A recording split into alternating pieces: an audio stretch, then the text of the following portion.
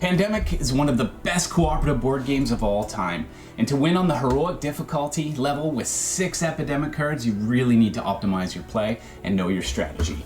These top 10 winning secrets will help you improve your gameplay right away.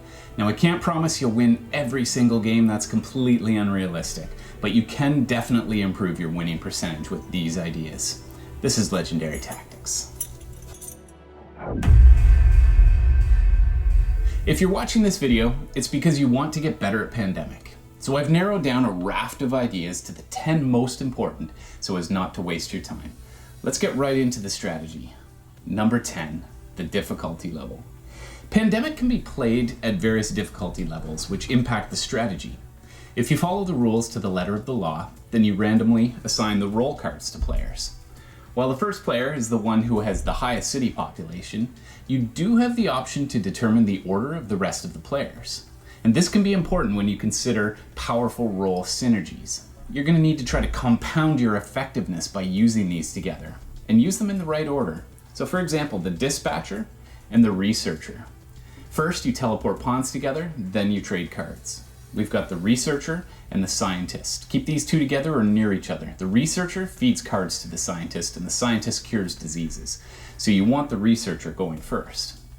Next we have the ops expert and the medic. The ops expert lays the infrastructure and problem areas, and the medic cleans them up.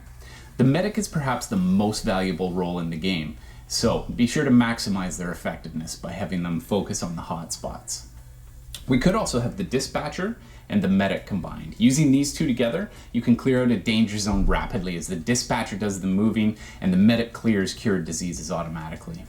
It's also useful to know that the medic is arguably the best role in the game. The epidemiologist, while also the ugliest artwork here, is by most accounts the weakest. Let me know in the comments what your tier list is for the roles, if you disagree with me. Now additionally, at the heroic level, since your cards are not publicly visible to all players, it's important to communicate frequently and openly. And what we'll do now is move on to number 9, and that's the triage. So every time you make a play in this game, it's important that you have a strategic mindset. So think broadly. What does this term accomplish for you? Why are you doing this move at this time? Consider every turn a chance to triage your option. But in order, here's what you need to deal with. First, deal with 2 or more neighboring cities with 3 cubes. They're your real problem. Next, you're going to build infrastructure in the early game, and that will save you actions in the later game. Third, you focus on broad goals such as collecting sets and curing 1 disease early in the game. Fourth, deal with individual 3-cube hotspots. Seems low on the list, but that's where it needs to be. 5, you preempt problem spots by predicting where you need to be next. 6, that's when you eradicate a disease. This should only be done if the rest of the list is taken care of. While it's really tempting to go all in on this, more time is often wasted than value is gained. So this is of course situational. I can't predict every game that you're going to have. Some will argue that dealing with all the hotspots first should be number 1. In the late game, they may be right, but in the early game, sacrifices need to be made. I'll address this one more in my number 1 tip. Next we'll move to number 8, location, location, location. Epidemic is a really well-designed map. However, there are only 2 cities on the board that connect to 6 other cities. And these are the best places to set up your research stations. The first is in Istanbul, which is perfectly situated at the cusp of both blue and black. The second is Hong Kong, and it's an ideal base of operations in Asia, but it's likewise adjacent to the black border. So these are also vital spaces to defend, since an outbreak in either of them would drain more cubes than any other city. Just look around. Take a chance if you get to comment and let me know what your thoughts are, and if you're getting value from this guide, please consider subscribing or supporting our work by joining the channel and getting access to our members only content. Let's move on to number 7, and these are the special cards. I love these cards, but the timing of special cards can make or break a game. Some cards are better held, and some are better to get into play. All of these cards are absolute gold and should be treated accordingly. There may be times that you need to play an event card so that you don't go over your hand limit and throw away a card that's needed for a cure, but this is a suboptimal play. The forecast card, for instance, is more effective earlier in the game, when the number of cards you look at is 3 times the infection rate, since you actually get to look at 6 cards there. That effectively means that you get more turns during which you can benefit from your rearrangement. By contrast, one quiet night is more effective when the infection rate is higher because it saves an extra infection. Timing a card like Resilient Population right after an epidemic appears allows you to know where your next problem spots are. So instead of curing them immediately, you can simply remove them from the infection deck.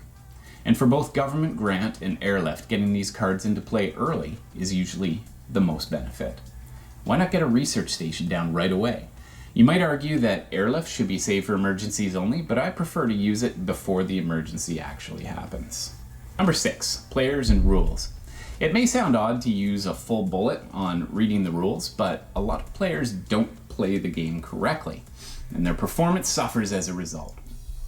For example, you can discover a cure at any research station.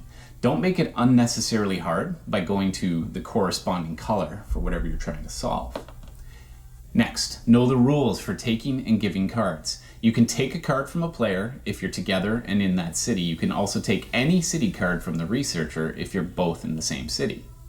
Number 3, likewise, there's no rule against open communication. As a collective, collaborative game, it's vital to share schemes and thoughts so that each turn will result in an optimal play. Players can sometimes choose a less optimal play in order to be the hero, but because they're too focused on their narrow interest, that hurts the team, and it doesn't help everyone's interest. Pay attention to specific player powers. The dispatcher can be particularly powerful if you maximize efficiency. Moving one pawn to another pawn is often an overlooked power, and you need to do that ahead of time. Number 5, card management. Use your cards or lose your cards. With a 7-card limit, you need to be sure to get them into play before you reach your limit. And this may mean getting your cards to another player who can cure it using a charter flight. And you have to pay attention to the discard pile and how many cards of each color are there. If you're forced to discard, keep the balance of cards even. If you burn too many of one color, you'll have a hard time curing that disease. Next, we've got action efficiency. Movement is the most costly and wasteful action in the game. Just walking around the map burns a lot of useful actions. For example, playing, move, then treat, then move is wasteful. Better to go move, treat, treat. And this means that players should spend more time focusing their efforts in concentrated locations. And 2, they should separate into tactical teams so that the actions aren't wasted running from location to location. Use groups that pair well with each other. You can also build research stations right in the middle of a hotspot, or you can distribute them on either side of the problem. And the latter is the better option because you can sweep across problem zones without having to double back to where you started from. And remember not to over-treat a city as well. Cities with a single cube are at a very low risk of an outbreak. So don't waste your moves if you really need that move doing something else. Planning not just for the current turn, but also for a few turns in advance for all players might just save you an entire round. So take time to think about the future in addition to the present. If you like Pandemic, or you like these ideas, or you just like clicky buttons, I'd certainly like it if you did that now. Okay, on to our top 3 strategies. Number 3 is about charter flights. One of the secrets of the game is using charter flights effectively. Now, don't overuse them. Pay attention to what cards you have in hand and plan ahead so that you can time flights for key moments. It's important to keep city cards in hand that are near your research stations. With these cards, you can easily access those cities and then go straight to any location you need to tend to. This mobility can be vital to forestall catastrophic infection zones. Think of these cards as emergency measures, and you may not end up needing to use them, but having them in hand and ready to use can add some really interesting options. However, using these cards is also a little like burning ethanol in your car while you're starving. You need to use the card to prevent a loss, then do it. But if you need the card for a cure, that should be your priority.